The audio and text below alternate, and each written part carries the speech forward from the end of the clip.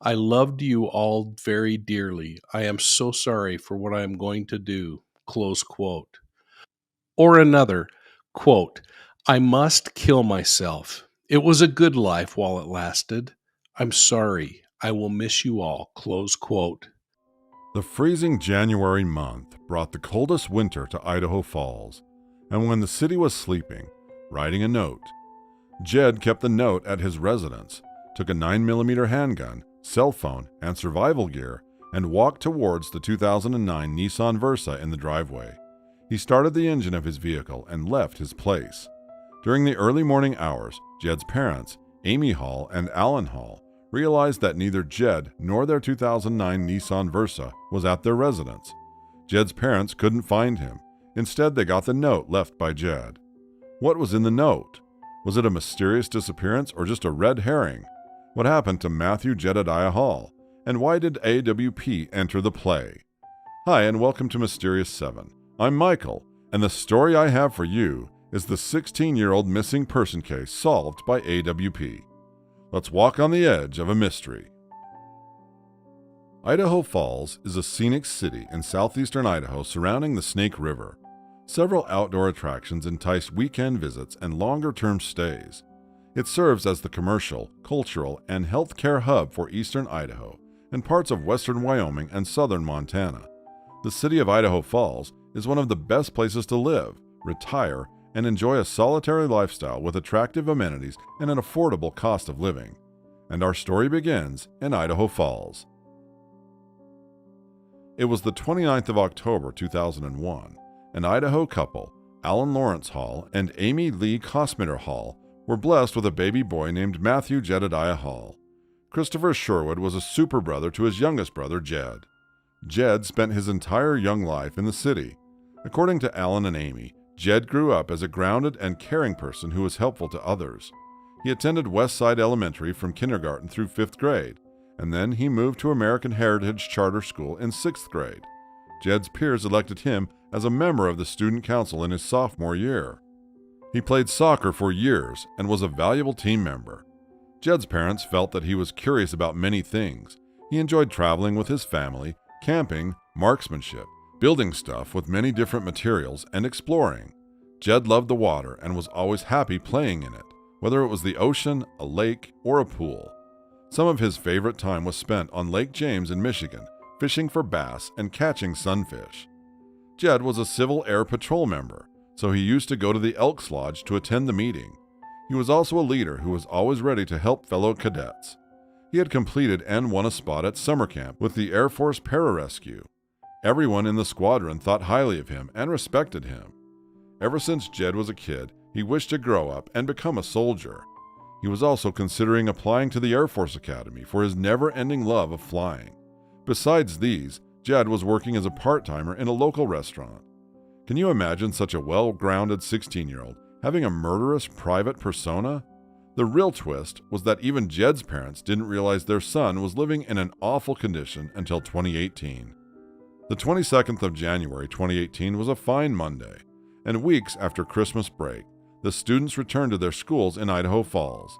It was around 6:51 a.m. Alan and Amy found no signs of Jed getting dressed up for his school, so when the couple searched for him, they discovered that Jed wasn't in his room, and their 2009 Nissan Versa with the license plate 8BEF732 had also vanished. In addition, Jed's parents noticed that he took a 9mm handgun and camping or survival gear with him, so they tried reaching Jed's phone, but there was no response. Soon after realizing Jed's disappearance, his parents found a few things that painted a different story about Jed and his world. First, they got one of Jed's notes, with plans to run away from home. Jed's parents also found and read the final note he left behind, and understood that it might be a suicide note.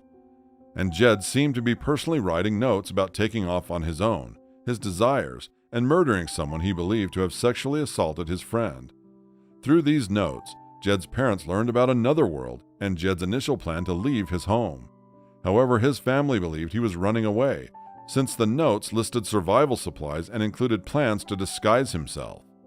The parents were worried that Jed might attempt suicide, so they immediately reported Jed's disappearance to the Idaho Falls Police Department. After getting Jed's photo and information about his whereabouts and belongings, the officials started their search. With the help of Jed's cell phone, the officials obtained location data, which showed that the phone was either turned off or dead at 6:48 a.m. on the day he disappeared.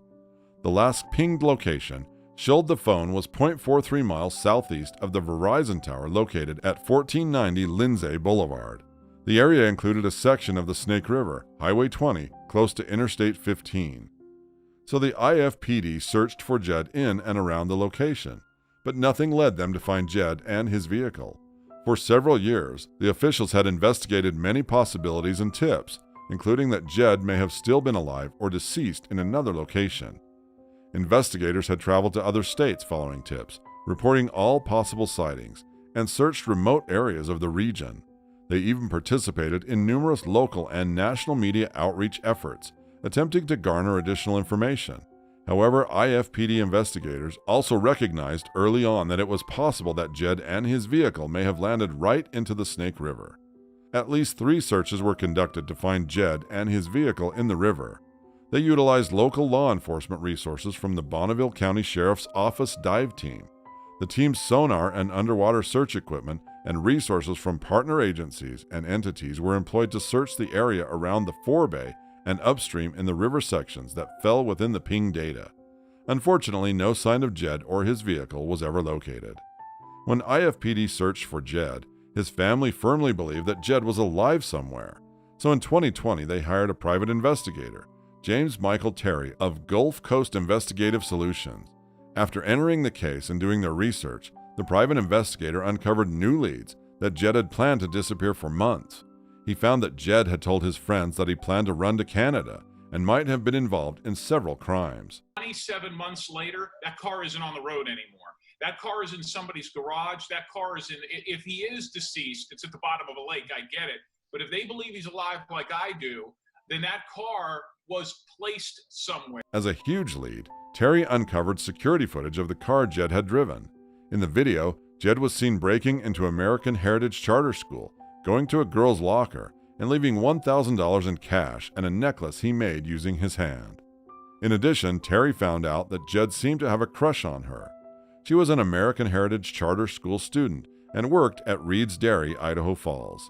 Terry also clarified that the notes he left indicated that Jed intended to murder a relative of that girl, whom he believed had sexually assaulted her.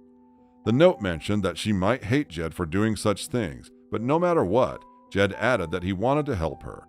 Besides uncovering such information about Jed, they found no other signs of the teen, so Jed Hall's disappearance turned out to be a mystery for the Idaho Falls Police Department until 2022. In April 2022, the Adventures with Purpose and Profiling Evil teams reached out to the IFPD regarding the search for Jed Hall after learning about the case from their viewers, previous media sources, and IFPD releases. The AWP Savior team told the IFPD they would help them find Jed. Based on Jed's last pinged location and the security footage, AWP believed that he would have landed in the nearby water body. So, while making a point of interest, the Snake River topped the search list. On the morning of the 1st of May 2022, the AWP Angels met the IFPD investigators, Amy and Alan Hall, at the Snake River boat launch near the 1400 block of River Parkway.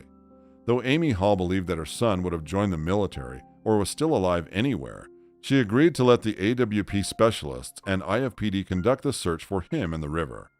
No one else could do the best with sonar technology than the diving angels, and once again, the AWP team proved it.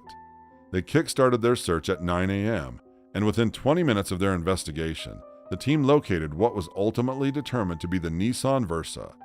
It was approximately 75 yards downstream from the boat ramp, 50 feet from the shore, in an area where the water is about 8 feet deep.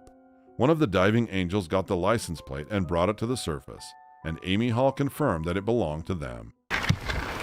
What was that license plate again? Yep, that's the one. Tears were rolling out of Amy and Alan's eyes while confirming. Alan Hall had maintained hope for 4 years that their son was alive. Neither Alan nor Amy believed their son Jed would end his own life, as he had not shown any signs of being suicidal and had not shown an interest in learning how a person stays off the grid. It was a hurricane of emotions for them. God damn you. The Snake River was soon turned into a crime spot. A local towing company responded and assisted with the recovery of the vehicle, which was taken to a secure location for processing. Human remains were also found inside the rear of the vehicle.